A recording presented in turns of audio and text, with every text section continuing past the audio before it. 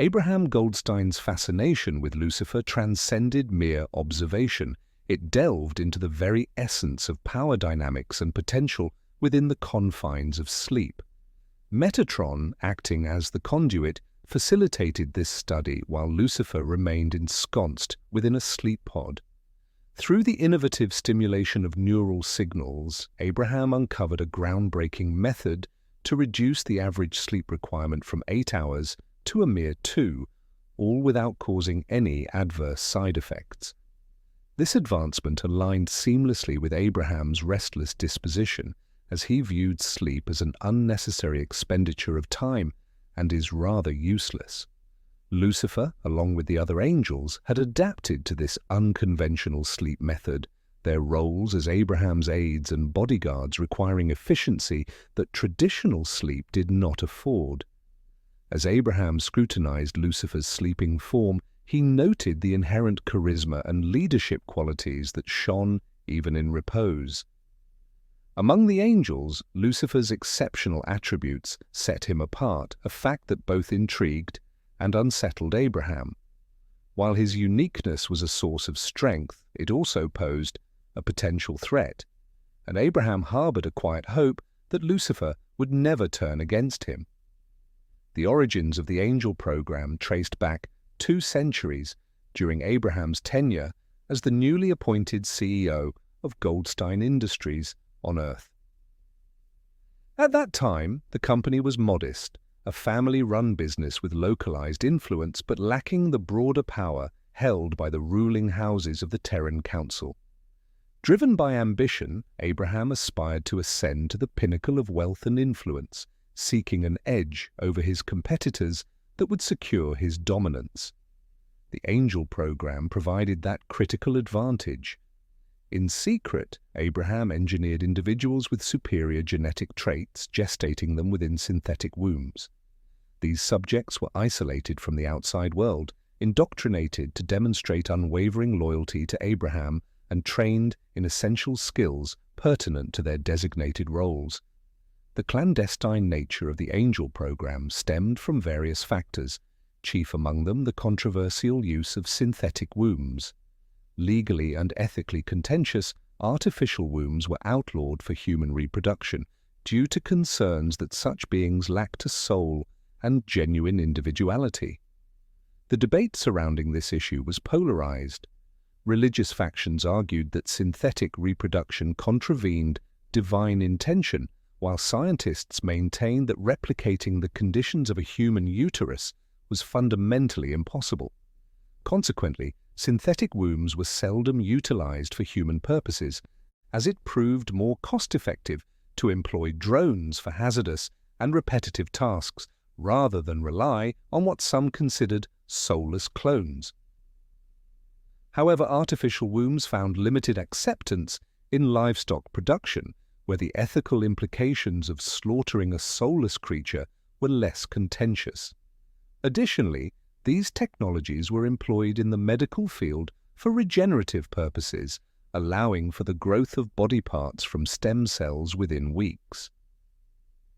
For Abraham, the absence of ego and individuality among his angels was a desirable trait.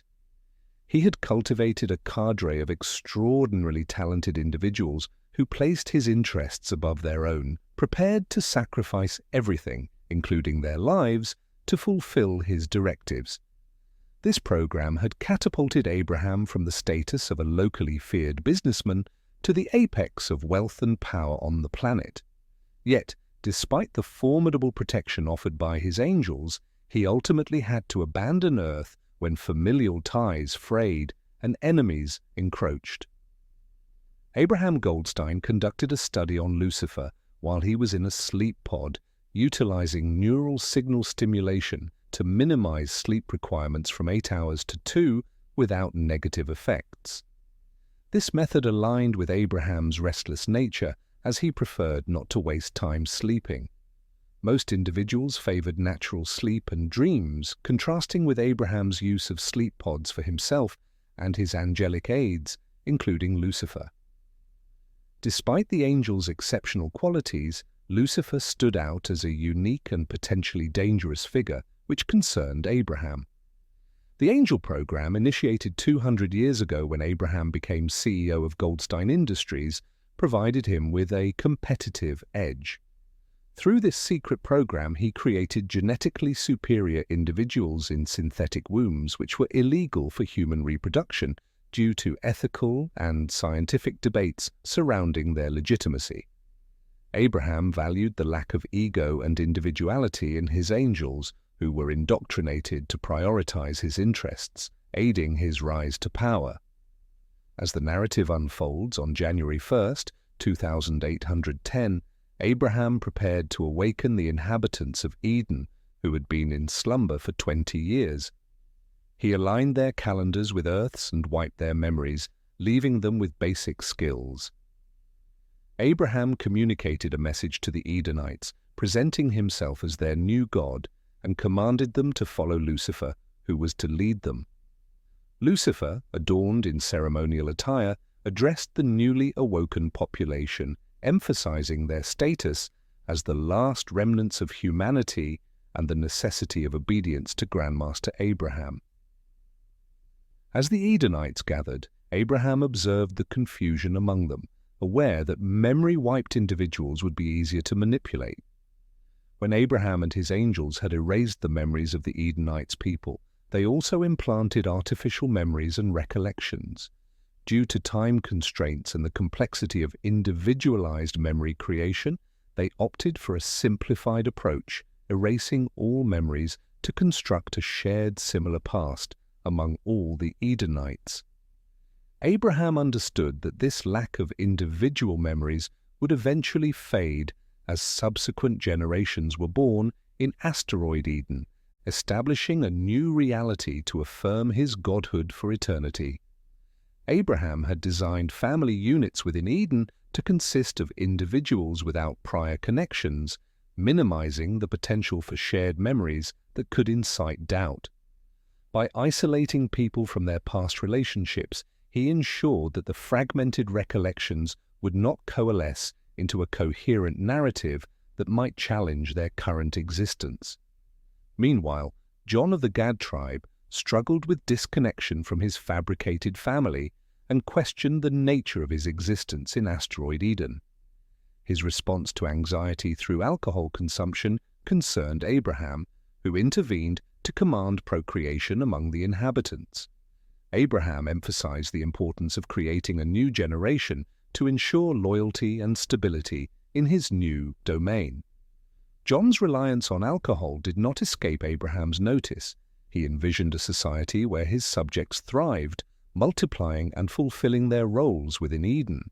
If John succumbed to intoxication, he risked depriving Abraham of the productive citizens essential for maintaining his newfound dominion. Abraham observed John's drinking with growing concern. Each sip John took posed a threat to the stability of Eden, jeopardizing Abraham's vision of a productive society. If John continued down this path of intoxication, he risked becoming an unfit citizen, and Abraham could not afford to lose any of his subjects. Realizing the urgency of the situation, Abraham decided to intervene. He activated the chip implanted in John's brain, manifesting as a mirage before him. In this spectral form, Abraham communicated his authority and purpose, addressing John's troubled state. He reminded John of the intent behind the gift of wine, emphasizing that it was meant for celebration rather than as a means of escape. Abraham sought to guide John back to a path of productivity and righteousness. Caught off guard by the divine presence, John felt a wave of remorse wash over him. The weight of Abraham's expectations pressed heavily upon him, and he understood that failing to comply could have dire consequences, not just for himself, but for the entire community. Yet lingering in the back of his mind was the growing distance between him and his wife, Nadia. They had not engaged in marital intimacy since their arrival in Eden, and this disconnection troubled him deeply. Abraham's anger flickered at John's hesitance. The audacity of a mere man to express such concerns before a deity was infuriating. However, Abraham knew that killing John would not provide a lesson for the others. Instead, he resolved to extend his influence to both John and Nadia, appearing to them together in a combined manifestation.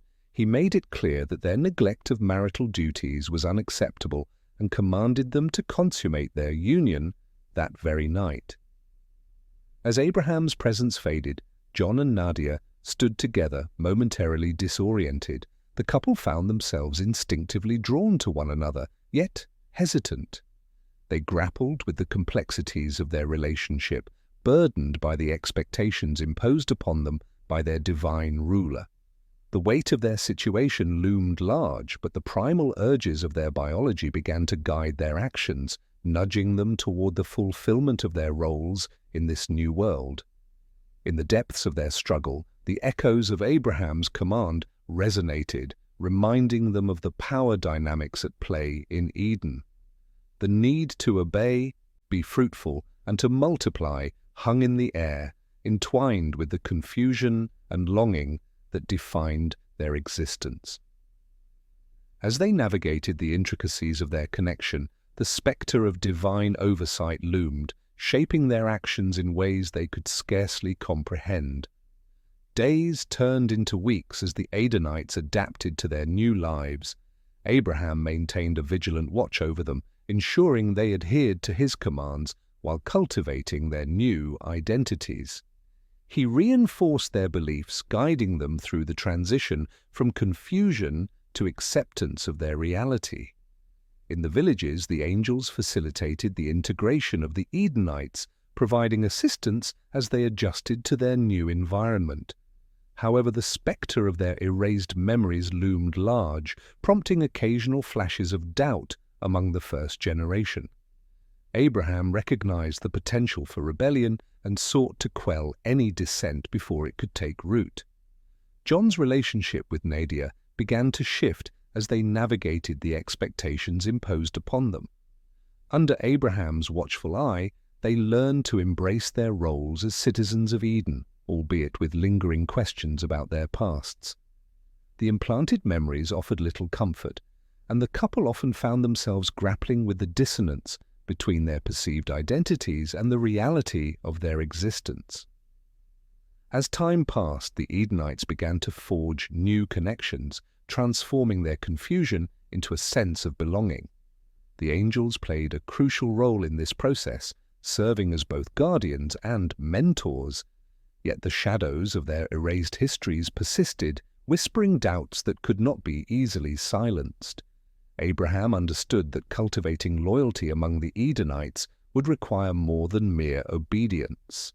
He needed them to believe wholeheartedly in his divinity and the purpose of their existence.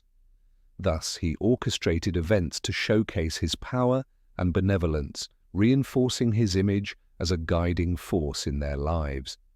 John and Nadia, along with their fellow Edenites, began to adapt to their new reality, learning to navigate the complexities of their relationships and responsibilities. However, the memories of their pasts, though fragmented, continued to haunt them, stirring a desire for understanding and connection that could not be easily extinguished. Abraham's vision for Eden, a society built on loyalty and obedience, remained steadfast. Yet he recognized the need for vigilance. The challenges of governance extended beyond simple control. He had to ensure that seeds of doubt did not take root. With each passing day, the Edenites grew into their new identities, and Abraham's influence solidified. Yet the tension between their fabricated memories and the reality they inhabited lingered in the background, a reminder of the complexities that lay beneath the surface of their new existence. In this new world, Abraham Goldstein held the reins of power, guiding the last remnants of humanity toward a future that remained uncertain. The journey ahead would test the limits of control, loyalty, and the very essence of what it meant to be human in a landscape shaped by the whims of a god. As the sun set on Eden, casting long shadows across the land, Abraham contemplated the path he had carved for himself and his creations. The future awaited, filled with promise and peril, as the dance of power, identity, and belief continued to unfold in this new chapter of existence. 9 months after Abraham's intervention, John and Nadia welcomed their firstborn child, a daughter named Lillian, marking a significant milestone as the first child born on Eden. Abraham reflected on whether to claim credit for this birth among the Edenites. Ultimately, he decided against it. The months leading up to Lillian's birth had been a testament to Abraham's influence over the couples of Eden. He had spent weeks ensuring that their intimate lives flourished, understanding that if people believed his involvement was essential for conception, they would likely petition him for assistance in the future. Such dependency was not what Abraham desired. He preferred a populace that worshipped, obeyed, and feared him, rather than one that treated him as a wish-granting genie to solve trivial problems. Abraham felt relief that the inhabitants of Eden were able to procreate. Although he had not anticipated any issues with their reproductive health, he was acutely aware of the potential unknown effects that prolonged cryogenic sleep and memory wiping might have had on human reproduction. Previous expeditions to other star systems had seen successful procreation upon arrival, facilitated by advanced reproductive technologies, a luxury that the Eden Project lacked. In a moment of divine intervention, Abraham commanded John and Nadia to name their daughter Lillian, a tribute to his late wife, Lillian Goldstein. However, he chose to omit this personal connection from the narrative. It did not align with the image of the divine and eternal Grandmaster grieving for a lost spouse. To celebrate this momentous occasion, Abraham commanded all of Eden to attend Lillian's baptism. As the firstborn child of Eden, her baptism would set a precedent for all future childbirths. The ceremony was conducted by the angel Gabriel, who oversaw the Gad tribe. The gathered masses sang praises to Abraham for his mercy in saving humanity. Gabriel sprinkled water on Lillian's head, symbolizing water as the source of all life. Following this, he inserted a microchip into the newborn, enabling communication with Abraham and the angels while also allowing them to read her thoughts. Gabriel described the microchip as a fragment of Grandmaster Abraham's soul, a blessing bestowed upon all newborns. Finally, he made a small incision in Lillian's finger, allowing a drop of blood to fall onto the stone of eternity, an advanced DNA analyzer disguised as a decorative rock. Abraham observed the baptism ceremony with satisfaction.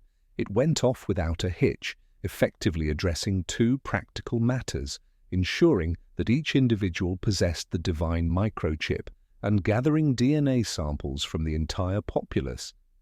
This DNA collection was crucial for Abraham, as it would deepen his understanding of how genetics influenced the behavior of his subjects. It also provided a foundation for selective breeding, allowing him to shape future generations without relying on modern technology. The genetic information of everyone on Eden was securely stored in a mainframe for future research. In the first year on Eden, the angels remained actively involved, providing guidance and support to the tribes they supervised. However, this constant presence posed a significant drawback. Eventually, the angels would age and die. To ensure the longevity of the Eden Project, Abraham determined that the angels needed to spend most of their time in cryogenic sleep. He estimated that the combination of cryogenic preservation and DNA regeneration technology could extend their lifespans to thousands of years. With a bit of luck, by the time they awoke, the remainder of humanity would be extinct, allowing Abraham to claim dominion over all humankind. Abraham took it upon himself to select the most suitable families from each tribe to become head priests. Using his DNA database, he determined the best candidates for these leadership roles. He resolutely decided against allowing female leaders, viewing them as evil and manipulative based on his experiences on Earth as a dominant alpha human male. Click subscribe and like button if you enjoyed listening to this AI version of my book, The Divine Zetan Trilogy. In the first trilogy, The Divine Dissimulation, in search of immortality, Abraham Goldstein funds a secret project to build a replica of the Holy Land and uses mind control technology to convince his captives that he is the God of Eden. Stay tuned to follow more stories on the saga of the divine Zetan's supernatural beings and the entire existential origins.